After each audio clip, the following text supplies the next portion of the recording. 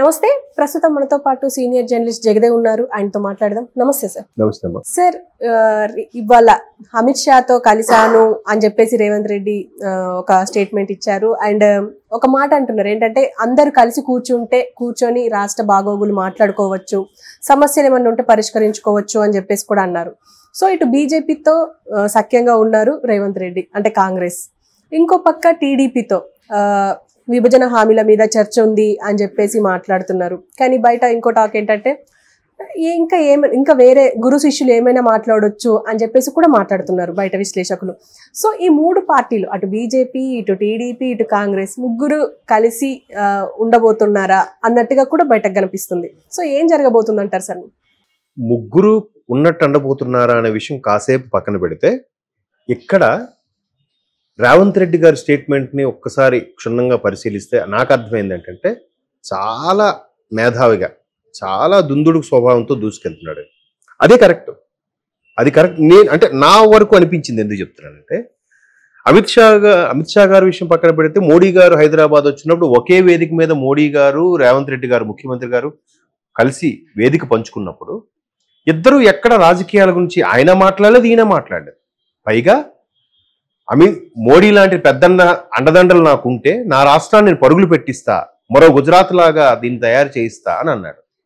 దాన్ని కూడా బీఆర్ఎస్ వాళ్ళు వక్రగతి పట్టించి, అంటే హైదరాబాద్ను అవమానపరిచాడా, హైదరాబాద్ వెనక్కి వెళ్ళిందనంటే, గుజరాత్ చాలా ఇండస్ట్రియల్ పరంగా హైదరాబాద్ కూడా ముందుంది సర్వేల ప్రకారం కూడా.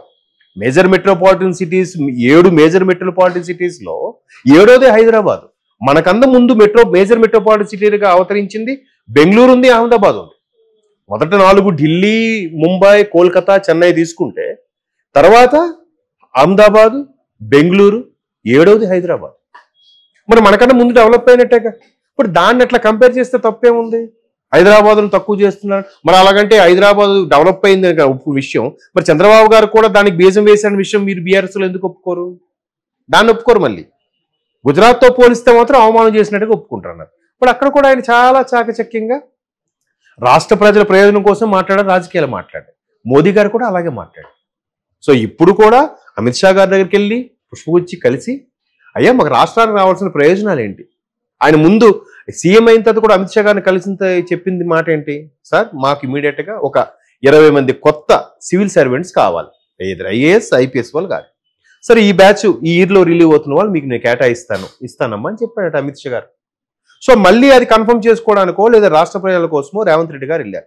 మరోవైపు రాష్ట్ర విభజన జరిగిన తర్వాత, ఆంధ్రప్రదేశ్ తెలంగాణ విడిపోయిన తర్వాత మొన్నటికి 10 ఏళ్ళు అయింది. సో విభజన హామీలు ఏవైతున్నాయి, లేదా ఉమ్మడిగా ఉండి మాట్లాడుకోవాల్సినవి ఏమున్నాయి? ఉమ్మడి రాజధానిగా 10 ఏళ్ళు ఉన్నప్పుడు 10 ఏళ్ళు ఎంతవరకు ఉపయోగించుకున్నారు? దీంట్లో ఉమ్మడిగా ఉండే ఆస్తులు కానీ, ఉమ్మడిగా ఉండే శాఖల విభజన కానీ, ఇప్పుడు సెక్రటేరియట్లో 32 శాఖలు ఎందుకు ఉంటాయమ్మా? ఆ 32 శాఖలు ఇక్కడికి కొంతమందికి పనిచేసే వాళ్ళు ఉన్నారంట, కొన్ని కీలకమైన పోస్ట్ వాళ్ళు వీక్లీయో మంత్లీయో వెళ్ళి వస్తున్న వారు ఉన్నారు. వాటి విభజన సంగతి ఏంటి? అట్లా మాట్లాడుకోవాలంటే ముందుకు రావాల్సింది ఎవరు? ఇద్దరు ముఖ్యమంత్రులు. రేవంత్ రెడ్డి అనే వ్యక్తి అందరికీ అజాత శత్రువుగా ఉన్నాడు. సో దానివల్ల చంద్రబాబుతో మాట్లాడతాడు, అమిత్ షా గారితో మాట్లాడతాడు, రాహుల్ గాంధీ ఎలాగో సొంత పార్టీగా రాహుల్ గాంధీతో కూడా మాట్లాడి పని చేయించుకుంటాడు. అది కదా రాజకీయ టెక్నిక్ అంటే. నేను మాట్లాడను, ఎడమొహం పెడమొహం ముఖం తిప్పేయడము, నా కింద మంత్రులతో తిట్టించడం అలా చేయట్లేదు కదా రేవంత్ రెడ్డి. ఏదైనా ఆయనే మాట్లాడుకుంటున్నాడు, ఏదైనా ఆయనే కౌంటర్లు చేసుకుంటున్నాడు. అది గొప్ప విషయమే కదమ్మా. అట్లాంటి కూడా ఉండాలి. రాజకీయంగా ఇన్నేను అనుకోవచ్చు, ఇన్నేను దుమ్మెత్తి పోసుకోవచ్చు, బురద చల్లుకోవచ్చు. రాష్ట్ర ప్రయోజనాలకు వచ్చేసరికి అక్కడ టీడీపీ ఉందా, బీజేపీ ఉందా, లేదంటే రాష్ట్రం ప్రయోజనాల కోసం వెళ్ళి మాట్లాడాలి, చేయాలి. సోప్ వేయాలి, బినాంట కదా బిస్కెట్ వేయడం అని వేసుకోవాలి. అదే ఆయన చెప్పాడు. దానికి మళ్ళీ వీళ్ళు చెప్పాను కదా, అంటే అమిత్ షా గారితో ఇట్లా మోడీ గారిని మెప్పు పొందుతున్నాడు పెద్దన్న అంటున్నాడంటే, రేపు సార్వత్రిక ఎన్నికల తర్వాత అందరిని కలిసిపోయి బీజేపీలో కలిసిపోయి ముఖ్యమంత్రి అయిపోదామని కోరుస్తున్నాడు అని కూడా అన్నారు కొంతమంది. మరి సార్వత్రిక అయ్యాయి కదా, ఏమైనా చేశాడు రేవంత్ రెడ్డి గారు? చేయలేదుగా. రాష్ట్ర ప్రయోజనాల కోసం, ప్రజల కోసం ఒక మెట్టు దిగితే తప్పే ఉందమ్మా. ఎక్కడ తగ్గాలో తెలిసినవాడు ఆయన, ఎక్కడ నెగ్గాలో తెలిసినవాడు కూడా. మేబీ చాలా మంది అంటారు చంద్రబాబు ఈయన గురు శిష్యులు రేవంత్ రెడ్డి గారు. గురు శిష్యులు కాదు, ఒక బాస్ దగ్గర పనిచేశాడు. సో మన బాస్ దగ్గర పనిచేసినప్పుడు మన బాస్ అలవాట్లు, మన బాసు క్రిటికల్ పొజిషన్ ఇప్పుడు ఎలా హ్యాండిల్ చేస్తున్నాడు అనేది కూడా మనకు తెలుస్తుంది కదా. ఎట్లా చేయాలి, మనం ఇలా ఫాలో అయిపోవాలి, ఎలా ఉంటే మళ్ళీ సూపర్గా ఉంటుంది అనే ఆ థాట్ కదా, తప్పులేదు. అదే విషయం అమిత్ షా గారి సమక్షంలో రేపొద్దున వీళ్ళిద్దరూ కూర్చొని రాష్ట్ర ప్రయోజనాల కోసం మాకు రావాల్సిన నీటి వాటా ఎంత, కరెంటు వాటా ఎంత, లేదంటే ఈ శాఖాపరమైన విభజనలు జరిగినప్పుడు అక్కడికి ఎన్ని జరిగాయి, ఎక్కడికి ఎన్ని జరిగాయి. ఇప్పుడు రిజర్వ్ బ్యాంక్ ఆఫ్ ఇండియా ఉంది. రిజర్వ్ బ్యాంక్ ఆఫ్ ఇండియాది ప్రతి స్టేట్ క్యాపిటల్లో కూడా దానికి సంబంధించిన ఒక సంస్థ పెడతారు. అక్కడ సంబంధించి ఆ అకౌంట్స్ జనరల్గా రిలేటెడ్గా పెడుతూ శాలరీస్ అమౌంట్స్ ట్రాన్సాక్షన్స్ కానీ ఏదో చాలా పెద్ద లావాదేవీలు ఉంటాయి, నాకు పెద్దగా ఐడియా లేదు. అట్లాంటి ఉన్నప్పుడు ఆర్బీఐ ఇక్కడ ఉంది, అక్కడ అమరావతిలో పెట్టాలంటే 3 రాజధాని, అసలు రాజధాని లేదు కదా మొన్నటి వరకు, ఎక్కడ పెడతారు? అలాంటి విషయాలు ఆల్రెడీ ఇక్కడే ఆర్బీఐ ఉంది, ఇక్కడ నుంచే షేర్ చేసుకుంటున్నాం. టెలికాం సెక్టర్ ఉంది, ఈ రోజు కూడా టెలికాం సెక్టర్ ఆంధ్రప్రదేశ్ అండర్లోనే ఉంది. తెలంగాణ విడిపోయినా కూడా ఇంకా టెలికాం సెక్టర్ లో విభజన జరగలే, ఇదంతా ఇంకా ఆంధ్రప్రదేశ్ రీజన్ గానే ఉంది. ఓకే, ఆంధ్రప్రదేశ్ రీజన్ అక్కడికి వెళ్ళిపోతుంది, అప్పుడు టెలికాం ఇక్కడ ఉండదు కదా, అక్కడికి వెళ్ళిపోవాలిగా. మరి అలాంటప్పుడు ఇక్కడ తెలంగాణలో ఉండాల్సింది ఏంటి, ఇక్కడ కూడా కొంత శాఖ ఉండాలిగా. ఇట్లా ఇన్ని రకాల విషయాలు మాట్లాడుకోవాలంటే అమిత్ షా గారికి కలిసి రేవంత్ రెడ్డి గారు అదే చెప్పారు. బాబు గారితో మాట్లాడబోతున్నాను, రేపు 6వ తేదీన ఇప్పుడు భేటీ అవ్వబోతున్నారంట. మంచిదే కదా. మరి గత ప్రభుత్వ హయాంలో ఏ ముఖ్యమంత్రి కలిసిన అవకాశం ఉంది? లేదుగా. కలిసి చేసుకుంటే మంచిదే కదా. 14 నుంచి 19 బాబు గారు చేశారు, ఇక్కడ కేసీఆర్ గారు చేశారు. మరి అప్పుడు కేసీఆర్ గారు ఆ స్వింగ్ లో ఉన్నారు కదా, ఎందుకు కలుస్తారు? రాష్ట్రం విభజన జరిగిన తర్వాత 29వ రాష్ట్రం అందరూ చెప్పేది తెలంగాణ, కానీ నా దృష్టిలో 29వ రాష్ట్రం ఆంధ్రప్రదేశే. అంతే కదమ్మా. ఒక రాజధాని లేదు, ఒక వనరులు లేవు, ఒక స్పెషల్ ప్యాకేజ్ లేదు, స్పెషల్ స్టేటస్ లేదు. మరి ఎట్లా? అదే కొత్త రాష్ట్రం నా దృష్టిలో. కాకపోతే ఉమ్మడి రాజధానిగా ఉంది కాబట్టి వాడుకోండి, ఉమ్మడి రాజధాని అయినా మా అడ్డా కదా అన్నట్టుగా వీళ్ళు చాలా చేశారు. అప్పుడు చాలా కేసులు కూడా ఇష్యూ అయ్యాయి, నోటుకు ఓటు లాంటి అంశాలు చాలా జరిగాయి. మా ఇష్టం అని అనుకున్నారు.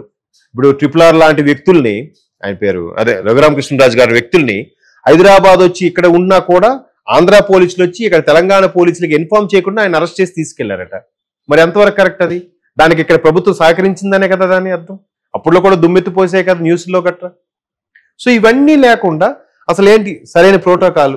2 రాష్ట్రాలు, 2 తెలుగు రాష్ట్రాలు, దాన్ని ఏమంటారు, రాజ్యాంగపరంగా విడిపోయి ఉన్నారు కానీ మొత్తం కలిసే ఉన్నట్టుగా. ఇటు రిలేషన్స్ అట్లేవా, అటు ట్రాన్స్పోర్ట్ ఇట్లేవా? ఎంతమంది పొట్ట చేతి పట్టుకుని హైదరాబాద్ లో బతుకుతున్నారు ఆంధ్రులు, రాయలసీమ వాళ్ళు. పండగలు పున్నాలకు వెళ్తున్నారు, వస్తున్నారు, అన్ని జరుగుతున్నాయి. అక్కడ వాళ్ళు ఇక్కడ ఇల్లు కొనుక్కుంటున్నారు, ఇక్కడ సెటిల్ అవుతున్నారు. ఇన్ని జరుగుతున్నప్పుడు సో ముఖ్యమంత్రి మెయిన్ పరిపాలించే వాళ్ళు కలిసి మనం ఇలా అనుకోని వెళ్దాం అంటే ఇంకా బాగుంటుంది కదా. డెవలపింగ్ బాగుంటుంది, ఒక అండర్స్టాండింగ్ బాగుంటుంది.